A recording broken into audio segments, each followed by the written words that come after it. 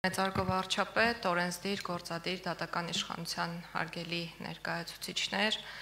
փաստաբանական համայնքի հարգելի ներկայացուցիչներ, քաղաքացիական հասարակության հարգելի ներկայացուցիչներ եւ գիտական գործունեությամբ զբաղվող ներկայացուցիչներ։ Ես ուզում եմ շնորհակալություն հայտնել բոլորիդ, որ այսօր այստեղ եք եւ մասնակցում եք այս կարևոր միջոցառմանը։ Եվ Տիկին Ջուլհակյան, մինչ ձեր բուն հարցին անդրադառնալը, ես նախ կցանկանայի անդրադառնալ պարոն Բաբայանի բարձրացրած հարցին, որին անդրադարձավ նաև Տիկին Թադևոսյանը, ուղեկցումների հետ կապված խնդիրը, այո, եղել է, այսօր էլ կա, ժամանակին եղել է ավելի ակտուալ, բայց թվական տվյալներն այն մասին են, որ ընդամենը 20% դեպքերում այդ ուղեկցումները տեղի չեն ունեցել պատշաճ կարգով, բայց այսօր այդ խնդիրի լուծման փուլում է ոչ միայն ուղեկցումների պատշաճ կազմակերպման ձևաչափով, այլ նաև օրենսդրական մշակումների ճանապարհով, առ այն, որ ներքին գործերի նախարարությունը նախագիծ է շրջանառել, ըստ որի հնարավորություն է նախատեսվում կալանավորման պայմաններում գտնվող անձի հետ դատական նիստը անցկացնել հեռավար տարբերակով եւ այդ լուծումներին այսօր մենք գնում ենք։ Մինչ կոնկրետ ուղղություններին անդրադառնալը, թե ինչ է արվում, որպեսզի ողջամիտ ժամկետներում տեղի ունենան քննությունները, ես կուզեի խոսել հետևյալի մասին։ Խորագիրը այսօր այս պանելային քննարկման ինչու է ուշանում արդարադատությունն է։ Եվ սա հարց է, որը մենք բոլորս մեզ տալիս ենք եւ վերջին շրջանում հարցի հետ կապված քննարկումները առնվազն արդարադատության նախարարությունում բազմաթիվ են եւ քննարկումների ընթացքում, երբ բարձրացնում ենք այս հարցը, գալիս ենք մեկ հիմնական եզրահանգման։ Բացի օբյեկտիվ պատճառներից, որոնք մենք այսօր քննարկեցինք եւ միշտ ենք քննարկում, ես կուզենայի շատ ազնիվ եւ անկեղծ լինել եւ ասել, որ մեր գտած հիմնական պատճառը, որը որ սուբյեկտիվ է ինչ-որ առումով, դա գործողություն, անգործություն եւ պատասխանատվություն այդ պատճառական կապի եւ գործողության եւ պատասխանատվության հետևանքի հետ կապված պատճառական կապի խնդրի մեջ է։ Ինչ եմ ուզում ասել, այսօր ունենք մի իրավիճակ, երբ գործողությունները կամ անգործությունը ոչ պատշաճ գնահատականի են արժանանում պատասխանատվության տեսանկյունից։ Այս եզրակացությանը հանգելուց հետո փորձել ենք քննարկել, թե ինչ է պետք անել, որպեսզի իրավապահ համակարգի, դատական համակարգի ներկայացուցիչները, ինչպես նաև փաստաբանական համայնքի ներկայացուցիչները ի վերջո իրենց գործողությունների կամ անգործության համար ենթարկվեն պատասխանատվության։ Իհարկե մեխանիզմները տարբեր են եւ չափանիշները եւս, բայց մեկ բան կարծում եմ պարզ է, որ ինչ էլ մշակենք, պետք է դա լինի այնպես, որ յուրաքանչյուրի համար պատասխանատվությունը լինի կանխատեսելի։ Մենք միշտ խոսում ենք արդարադատության կանխատեսելիության մասին, բայց կարծում եմ, որ այդ արդարադատության իրականացման շղթայում ներգրաված բոլոր մարմինները եւ դրանց ներկայացուցիչները պետք է իմանան, որ իրենց նկատմամբ կիրառվելիք պատասխանատվության միջոցները լինելու են կանխատեսելիության դաշտում։ Այդ եզրահանգումից հետո քննարկման մեկ այլ շերտ է բացվում եւ մենք փորձում ենք հասկանալ, այ օրինակ, ինչն է խնդիրը, որ երբեմն ոչ արդարացի հետապնդումներ են լինում, երբեմն ոչ հիմնավորված կալանավորումներ են լինում, երբեմն շատ հաճախ ոչ երբեմն ձգձգումներ են լինում եւ պատասխանները իհարկե տարբեր են, բայց երբ մտածում ենք խստացնել պատասխանատվությունը կամ գնալ յուրաքանչյուր կոնկրետ դեպքի հետևից, մտածում ենք իսկ գուցե այս դեպքում հակառակ էֆեկտ ունենանք, այսինքն մարդիկ վախենան գործելուց, լինեն ավելի զգուշավոր, վախենան սխալվելուց եւ պատասխանատվության ենթարկվելուց։ Հետո ըստ էության, որպես քաղաքականություն մշակող,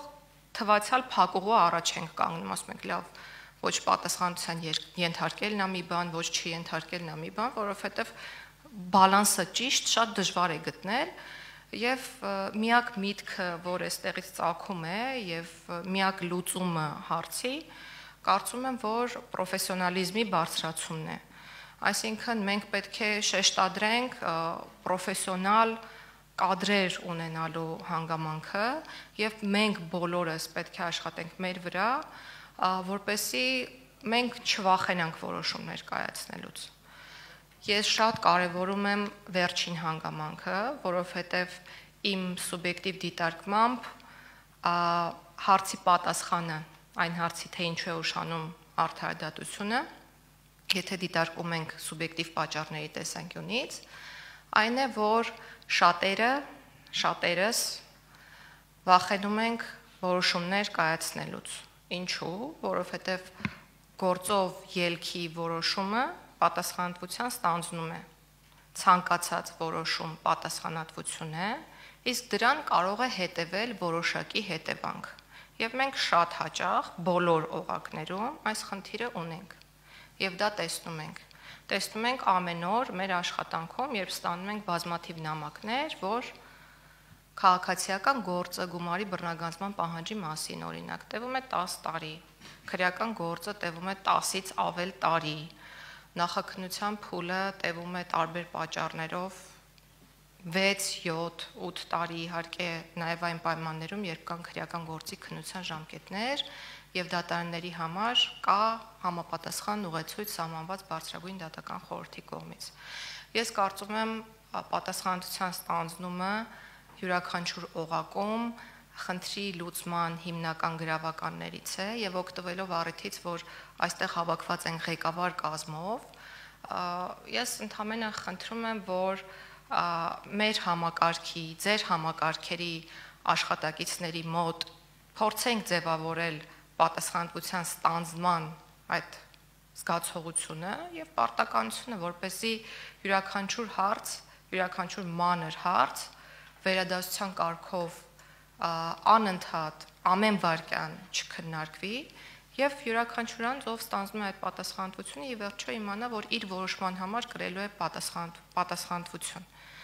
Եվ որպես քաղաքականություն մշակող մարմին մենք փորձելու ենք սահմանել այն միասնական չափանիշները, որոնք կապահովեն բոլորի համար կանխատեսելիություն, թե երբ եւ ինչի համար անձինք կարող են ենթարկվել պատասխանատվության։ Ինչ վերաբերում է օբյեկտիվ խնդիրներին եւ դրանց հաղթահարման ուղղություններին, ապա այս առումով նախարարությունը ունի բազմաթիվ նախագծեր, որոնք ես ինչ որ առումով կանվանեմ նաև խիզախ, բայց կարծում եմ, որ ժամանակն է, որ մենք բոլորս պետք է գիտակցենք, որ այլակերպ ուղղակի այս պահին անհնար է։ Մասնավորապես նախագծերից մեկը վերաբերում է դատարանում գործերի քննության կոնկրետ ժամկետներ նախատեսելուն, եւ ես իհարկե հասկանում եմ, որ կա օբյեկտիվ ծանրաբեռնվածություն, բայց նաև կա այդ ծանրաբեռնվածությունը թոթափելու խնդիր եւ կան նաեւ դատական համակարգում դատավորներ, որոնք գտնվելով նույն ծանրաբեռնվածության պայմաններում գործերի ընթացքը լուծում են շատ ավելի արագ, քան մյուս դատավորները, ընդ որում շատ ավելի արագը չի վերաբերում ամիսներին, այլ վերաբերում է տարիներին։ Այսինքն անհասկանալի է, թե նույն ծանրաբեռնվածության պայմաններում մեկ դատավորը ինչու է կարող քննել, ավարտել գործերը 2-3 տարվա ընթացքում, իսկ մյուսը 9-10 տարվա ընթացքում։ Սա ուղղակի կարծում եմ բոլորիս համար անընդունելի երևույթ է։ Եվ իհարկե սա մի նախագիծ է, որը պետք է մեր բոլոր գործընկերների հետ քննարկվի,